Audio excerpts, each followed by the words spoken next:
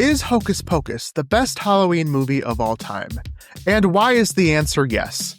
Absolutely. Let's talk about it, Steph. Of course. You Yes, agree with me, right? Of course. Right? Yes. This is the quintessential Halloween movie to watch every year, honestly. It is my... Hands down. Yeah. Well, I'm actually surprised. I was expecting you to fight me a little bit and say Halloween Town. Halloween Town is also good, but I feel like, I mean, they're both Disney, but Halloween Town is a little bit more innocent, I feel like. What? Like maybe for a little bit of a younger audience, and sure. which is fine. Like, I mean, I love Halloween Town too, but yeah, I'm an apologist, but it's a classic. But there's also Hocus Pocus, which is equally good, if not better at times, because of the comedy. Okay, I'm surprised. I thought you were gonna be like, I don't know about that. No, I won't fight it. I mean, Halloween Town is special in my heart, but Hocus Pocus is also special. Yeah. Just for different reasons. Mm-hmm. That's fair. Hocus Pocus is my second favorite movie of all time, and probably my most watched movie, period, ever. In Every the history, multiple times, not even during this time of year. I'm like, I need a little comfort movie. It's Hocus Pocus. And I don't watch it as like a comfort movie, but I do watch it like at least once a year for Halloween. Okay. You mentioned how dark it is. And truly, for a Disney movie, this does go places. I'm like, oh no. I know, like when they start off, once they get found out that they're there and everything, and they come looking for the sister Emily, the townspeople hang them. And I was like, I can't think of any children's movie today where they'd start off with like opening scene, let's do a hanging. So I'm sorry. I'm laughing because I like how you gloss over the fact that prior to that instance, they suck the life out of the child. The hanging is the problem. So okay. Too far. You hanged the witches. Okay, I think it's a little bit harder to comprehend on whether or not they drained the life from her or if she is just taking a nap. She's dead. Yeah, I know. We know she's dead. But to the untrained eye. Okay, yeah, she does look just a little sleepy. Sucking the life out of children, that's fine. Hanging them, too far, Disney. How could you hang our girls? I know. Oh my God. I mean, the trio of these witches. Yes.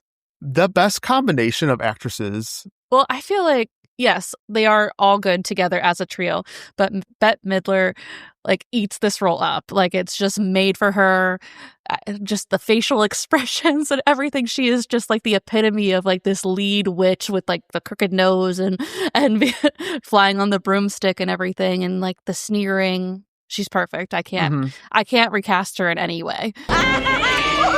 It's just a bunch of hocus pocus. No, could you imagine? Never would dream of it. Yeah. This movie would be hot garbage.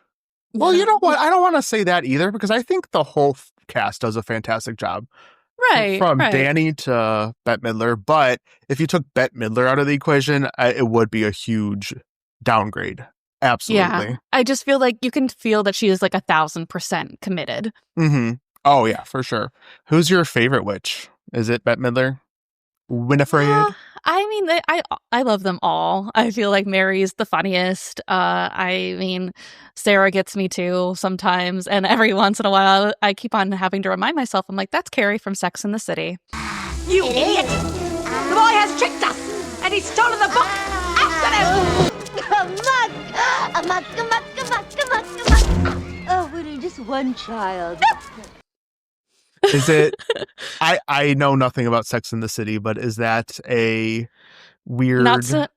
It's a weird connection. Yeah. I mean, I was like, but she looks wonderful, like blonder. Like, but in Sex and the City, her hair is like a dirty blonde, like very, very curly. Speaking of Sarah Jessica Parker, I feel bad for her. People make fun of her looks all the time. This is just a tangent, and it makes me angry that people are so mean to her.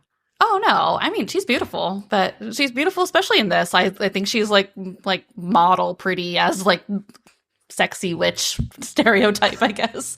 Yeah, I remember in the trailer, they're like, Winifred, the evil one, Mary, the whatever one, and then Sarah, the sexy one. I'm like, Why is that part of the marketing for this Disney movie? Children's movie. Winnie's the wickedest. Hello. Sarah's the sexiest. Will thou dance with me? And Mary's the hungriest. No time for singing. Although, to be fair, we do talk about virgins a lot. Yeah, and movie. Bosoms and yabos. And yabos, yes. Yabos. Max loves them. I don't have any. What do you call them, Max? Yabos? Max likes your yabos. In fact, he loves them. So speaking of Max, how do you feel about our other characters, our protagonists? I think Max is fine. I like Danny. I like Allison. I think Max is trying too hard a lot of the time just to impress Allison and everything. Like when he lights the candle and he's like, why don't we light this? And Allison's like, yeah, no thanks. So let's light the sucker and meet the old broads. And do the honors? No, thanks. To be fair, he didn't expect anything to actually happen. I guess that's true, but... And then, yeah, all shit hits the fan. I'm just saying it wasn't the flex that he thought it was. No, not at all. Although I will say, I think the relationship between Danny and Max is really sweet. Okay, I did want to ask you about that. Do you think their brother-sister relationship is normal? I feel like it's a little odd at times. Maybe it's just like the age difference or the fact that Danny's like kind of like teasing, especially when it comes to Allison. Like she jumps out of his closet and she's like, kiss me, I'm Allison, kiss me. And I'm like, okay, that's weird. I scared you, ha ha ha ha ha. I'm Allison. Kiss me, I'm Allison. Oh, I don't know. Yeah, it seems like a typical sibling relationship to me, having a sibling. I am an only child, so right, I was gonna say, I've never thought anything weird about it, to be honest. Okay. Yeah, because Charlie and I are both only childs or children. Only childs. Only childs, but like separately. We didn't grow up together, so that's why I separated. Oh, I see what you're saying. Okay. Because if you say only children, then it sounds like we're only children together, which that wasn't the case when we were children. The English language is silly. I see what you're saying. Yes. So we both grew up as an only child, so both of us were like, is that odd? Because we didn't have that kind of experience, obviously. No, I don't think so. I live vicariously through you with your sibling. Okay. Yeah, I mean, I'm the younger sibling in this instance, so I'm more of a Danny type, where my sister is more the Max. And, I'm not saying I would go out of my way to be annoying, but I definitely was annoying. And, the dynamics there. Yeah. Like, oh my God, go away, leave me alone. I'm like, why are you so mean to me? So I definitely see myself in that dynamic for sure. But I'm definitely the Danny of the situation. I just wanted to point that out because I didn't know if that was a strange dynamic or weird writing, just because there's like a lot of talk of yabos and kissing and all of that stuff. So. I guess she's just very teasing. Oh, yeah. Oh, my God. That ain't nothing. Okay. Are you really a sibling if you're not making fun of them? No. I guess really. that's true. Yeah. Our next protagonist, Binx. How do you feel about Binx? I love Binx. I named a cat after Binx a little bit. Partially? Well, yeah, like he had a middle name of Binx. Oh, okay. What was his first name? Moo. Moo Binx? Moo Binx. Oh, yes. Moo Binx. He was black and white like a cow, so I called him Moo. Oh, okay. And middle name Binx, because why not? That's fair. Mm-hmm. As much as I love this movie and defend it till the day I die, Binx is actually my one problem with this movie. Really? No, and not I adore him. Well, let me get as a character. As a character, he's amazing. Okay. However, he is the biggest plot hole in this whole damn movie. Yeah. Okay. What's your issue? If this cat could talk, why didn't he tell anyone anything? I had that as a question in my notes. I was like, do you think Thackery would have been killed if he tried to tell his family he was a cat back in the day? Or did he just kind of like fade away with the Sanderson sisters once they died? Because he's only kind of... Well, he said he guards the house every Hallows Eve. Yeah. So he is out and around all the time. But... yeah, like, do you think just because of the whole superstition around witches and everything that if he would have just came up and been like, Mom, Dad, I'm a cat now, they would have been like, no. I'm not even talking about back then. I mean, present day when Danny's like, I have a cat. he talks and he says nothing. This cat here, Binx, right? He can talk. My brother's a virgin. He lit the black flame candle. The witches are back from the dead and they're after us. We need help. Remember at the party scene, she's like, "Here, I have this cat. He could talk." and Binx just says nothing. Oh, yeah. Says nothing to the cop. So. Says nothing to anybody. Mm-hmm. And if he could talk, why don't you? Because then it would have quickly, at least gotten people's attention that something was different. Right. And then if he was guarding the black flame candle and he attacks Max for a second, you think he would stop for a second and be like, "Hey, by the way, I'm a talking cat. Don't do that. Don't you be doing that." Yeah. Am I wrong or am I wrong? Yeah, I guess that's true. Interesting. It's like, that's like the one biggest frustration. Obviously, I look past it, Mm-hmm. But Binx could have prevented all of this if he just opened his mouth. Now, I will say maybe my theory is you can't hear him. And the only reason like Allison, Max, and Danny can hear him is because they did light the candle. So this is a stretch. This is an absolute stretch. It's just those associated with it. Yeah. So maybe. That's the only thing I can think of. That would be funny if like you could cut to like what other people hear and it's just meow, meow, meow. And he's just going on and on. Yeah. I don't know. I'm just trying to make it make sense. Yeah. Okay. Two reason why maybe he doesn't talk is because Danny and Max are so similar. Probably at first he's just going through the throes of PTSD, just being like, "No, not again." Paralyzed and can't talk. Yeah, he can't stop it. I feel like that's a bigger stretch, but I'll allow it, I suppose. I mean, it's the exact sibling dynamic too. Like they're like exact ages and everything. So okay. I don't know. It's just that frustrates me, but otherwise, Binx is a great character. Him and Casper turning to a human at the end are like were my top like Disney crushes. Oh, okay. Yeah. Thackery as a cat or Thackery as a human? Thackery as a person. Yeah, no, that cat. Sexy. You never know. I was just asking. It's a sexy little kitty cat. Oh my God. You know what's interesting? Also, so like the whole crux of this movie is that the Sanderson sisters want to be immortal. They suck the lives out of children so they won't die. However, it's funny that there's a spell that makes him immortal, although he has to be a cat. But you think there might be able to like finagle a spell that makes them immortal that doesn't turn them into a cat? Yeah, that's true. Perfect. As usual. Twist the bones and bend the back. Here to take up a Dominican mystic. Trim him of his baby fat. Here to take up a Dominican mystic. Give him fur black as black, just like this.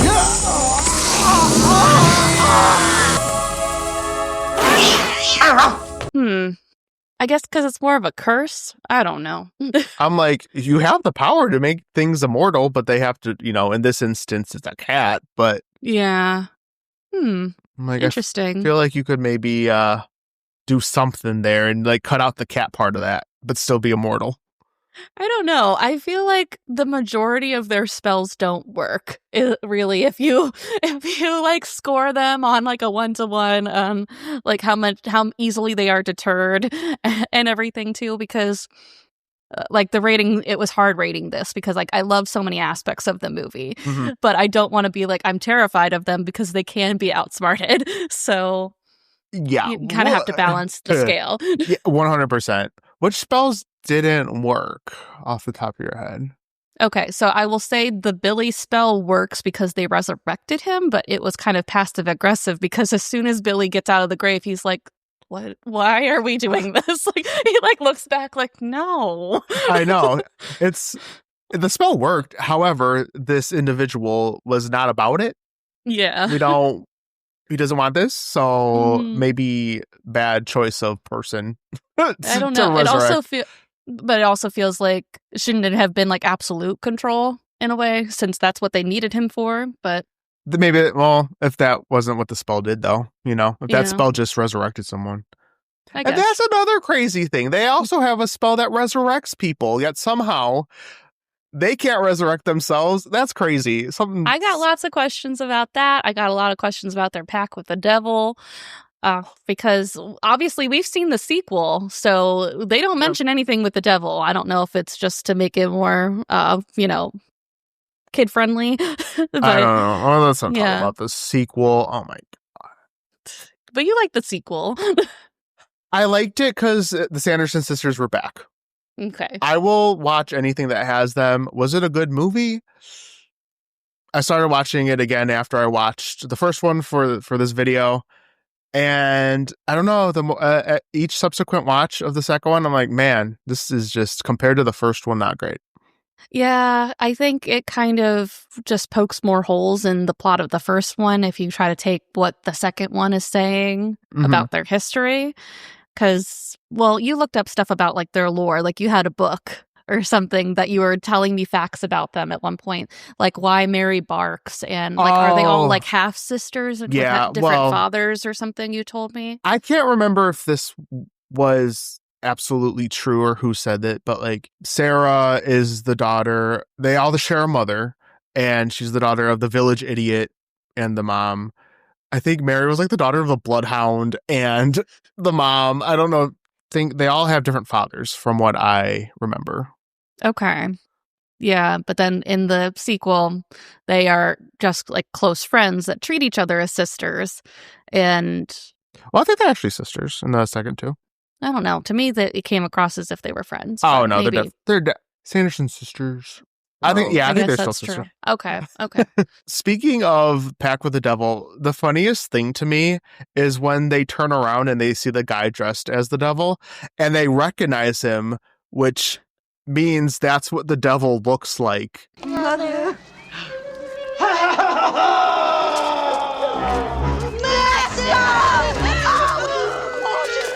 Right. And it took a lot of interaction with him to realize that he was not him. So they're master, yay! Like Sarah gets flack for being dumb, but they're all pretty stupid. Although I will say, waking up in the 21st century, I'm sure it was a shock to their system. Yeah, of course. Like the road, they're surprised that they've paved the road in front of their house. It's a blue black river. Yeah. Perhaps it's not too deep. I find it interesting that this movie did so poorly at the box office, and people did not like this movie when it first came out. Really? Yeah. Why? Well, it came out during the summer for one in 1993, which is, hello, what are we doing? Odd. That's like putting a Christmas movie out in February, like missing the boat here. I don't know. I think Disney just does that for some reason, because I think even the new Haunted Mansion came out at like the end of summer, like 2-3 years ago. I guess maybe just so then you have it for the Halloween season, but... Well, I could see Haunted Mansion coming out any time of year because it's not Halloween specific. It's just a ghost story. This takes place on Halloween. So like, why are we not releasing this during Halloween? Right. That is fair. And it's crazy to me.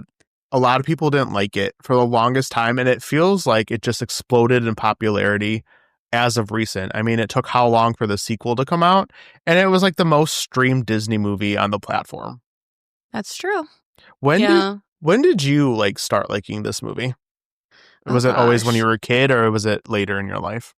I believe it came out the year I was born, but I can't think of a time where I didn't watch it. Okay. So I feel like my parents and I watched it fairly young, maybe 4 or 5 o'clock. 4 or 5 o'clock. 4 or 5 o'clock in the afternoon. Maybe we watched it together when I was like 4 or 5. At least that's when I remember watching it. Okay. I was just curious if this was a later in life movie. Oh, no. I watched it pretty religiously because they would have the Disney 13 Nights of Halloween or whatever they call it, 31 Nights of Halloween. Yeah, watch that. Halloween Town, the whole week would be booked. Do you want to hear something absolutely crazy? I don't know if I told you this. When I was a kid, I had it on VHS. We watched it all the time. And I vividly remember this happening because it was traumatic. I had to be less than 5 years old because it was at my old house. I was like swinging around with a pillow and I knocked the VHS off the counter and it shattered on the ground. I was so upset. Fast forward to last year, or no, maybe it was even earlier this year. I found Hocus Pocus on VHS at a thrift store. and I dropped it and it shattered. You're just never meant to own it physically. No, I have it on DVD, but I found the VHS. I was so happy, and it fell. Cursed, Stephanie. I'm cursed. I might have the VHS of it. Honestly, you could probably have it. If I'll buy it off of you, honestly. Okay, that's fair. I broke 2 copies in my lifetime. Sad. I did have questions about the spell with the draining the life out of Emily that I was not so concerned about. Okay. Do you think Emily could have been saved aside, like before they drained the life out of her, like when she's in the trance? Because she's just kind of sitting there, and Thackery is like, "Wake up, let's go," kind of thing. Mm-hmm. If they would have been able to, run away from them before any of the shenanigans happened to make what happened. Do you think Emily could have been broken out of the trance, or would the sisters have had to be killed? That's a good question. Unclear, just because we don't know. I'd like to think that it would wear off after some time, or if Thackery was able to lift her up and go out, she'd snap out of it eventually. But we don't really know, because also at the end of the movie, when Sarah sings and brings all the kids over, we don't really know what happens to them either, because they all show up to the cottage in the trance. The Sanderson sisters die. So we just have to assume they woke up and they left, kind of thing, because they're not there anymore when we flash back to the end of this. Is this cottage? Is this a weapons thing? Oh yeah, they've been activated. Oh my God. Connection. But they are trying to wake them up as they walk past them, and they're yelling at them from their car to try to go get Danny, because they're all walking in the street and not paying attention to anything. They don't really snap out of it. Guys, don't listen to her. Hey, up here. My bet is that it would eventually just wear off if they get away from them. Okay. That's what I want to go with. We could be a little bit more sinister with it and say they're just always trans forever. But I just wondered if I wonder if it's just as long as Sarah's out there wanting them to be there. Mm-hmm. I don't know how powerful she really is. It would be funny that for someone of Sarah's mentality to be able to have that kind of power, though. Yeah. I love that theory. Well, Sarah's my favorite. I didn't actually say that. Sarah's my absolute favorite. And Sarah Jessica Parker did an interview one time, and she said her theory is Sarah is the evilest out of the 3. From what she said, Winnie learned to be evil. She's the smartest of the 3, and she kind of developed that evil persona. Mary also kind of goes with Winifred and what she does. Sarah is so ditzy and in her own world that she's just innately evil. She never knows what's going on, and that's just how she is. She's just evil. Well, my theory is that she is the most fundamentally evil of all of them, because she is so not bright, so not calculating, that it is her innate nature to be evil. And my older sisters, it's a learned thing. It's learning to like liver. They have learned this evil, and I have just picked it up. It's as part of my environment. And so I wanted her to be truly evil in the most uncalculating way, and still somehow be seductive. And then, really given the choice, she will make a bad decision. She sees a spider and she's like, "Oh, pretty spider," and then she just eats it. And then when they talk about Billy was killed because he cheated on Winifred with Sarah. Mm-hmm. So Sarah has wronged her sister just because the opportunity came up. So we know at least that. I like that idea that she's just kind of born that way, and it's just natural to her, Okay. I find it interesting. Do you think it was weird that burning them in the high school, where they go into the Kelm, didn't work? Or do you think it's to show that the Salem witch trial methods were nonsense, that even if they were dealing with real witches, it wouldn't have worked? I'm glad you bring that up, because that is also a very weird part to me. Why didn't it work? You see the green smoke billow out of the chimney once they're burned, but then it goes back inward. My bet is that they are absolutely immortal, point blank period, until the sun comes up. So you could like Binx, you could run them over, chop off their head. I don't know. They will always come back because they are guaranteed to be there for the night. That's my thought behind it. because that's the candle's magic. Yeah, maybe. So, but it is very weird because they don't really explain that. I think you just kind of have to connect the dots or just go with it.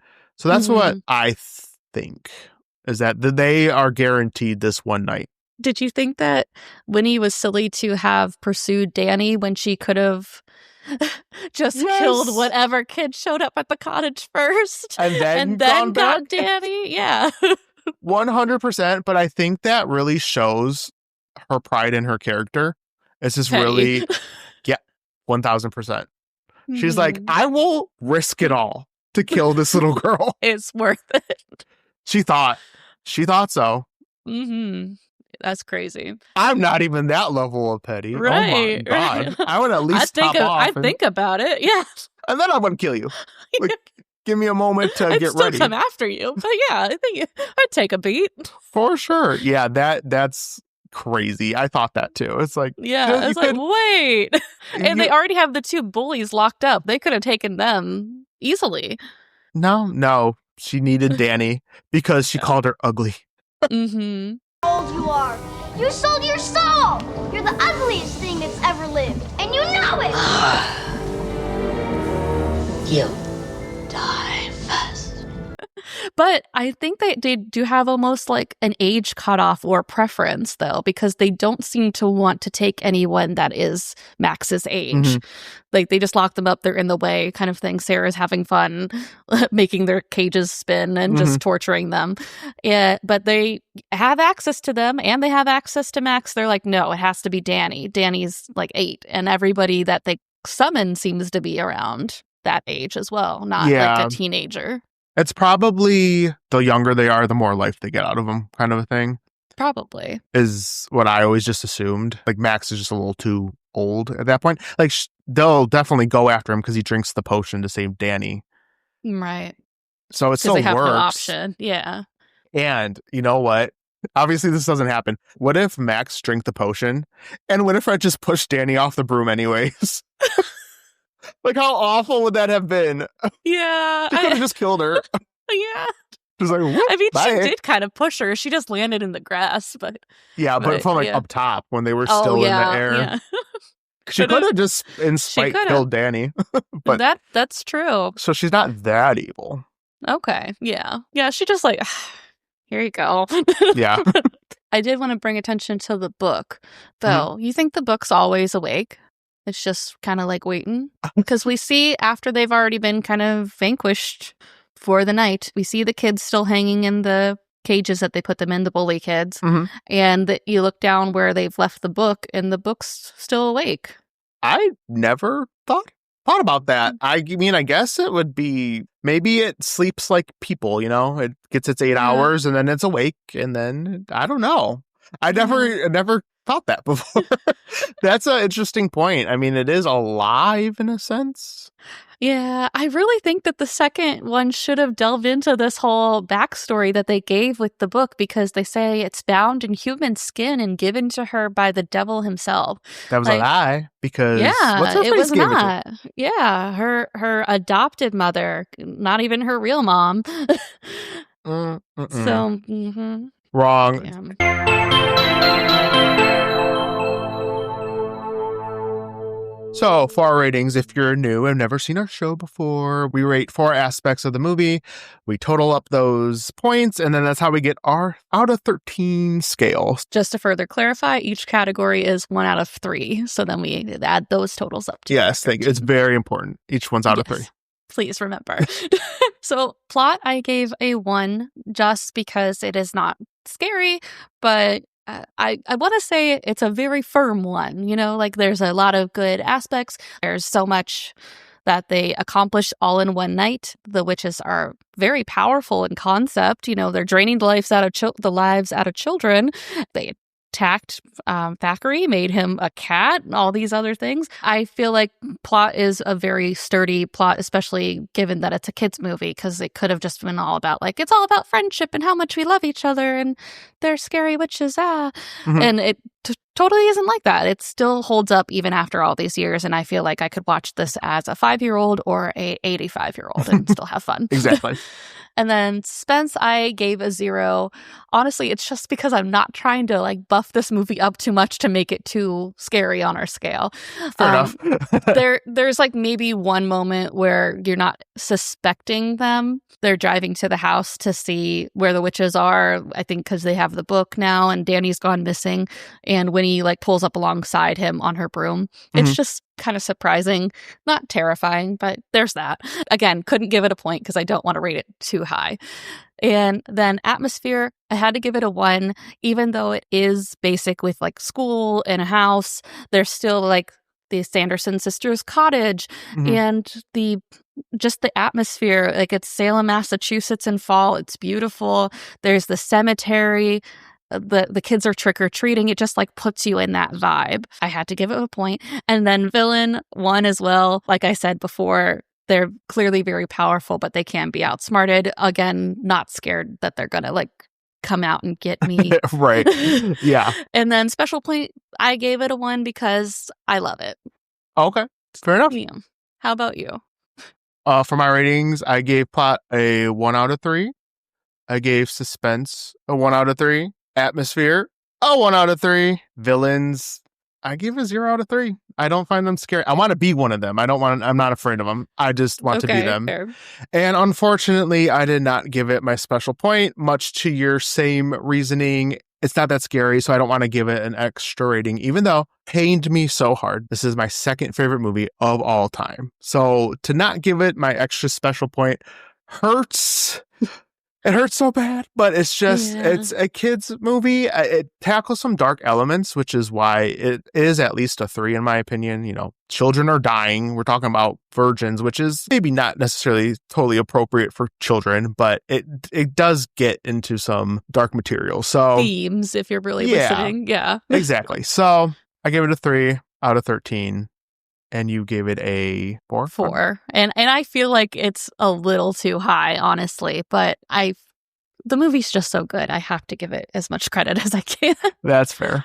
That's fair. And then we got Billy. He could be a little scary. He's a zombie. Yeah, he's a scary little guy. Spooky zombie. Yeah. Thank you, everyone, for watching. If you like this video, please give it a like. And as always, comment section, you can always tell us what movie you'd like us to cover, and we'll talk about it. Yeah, please do.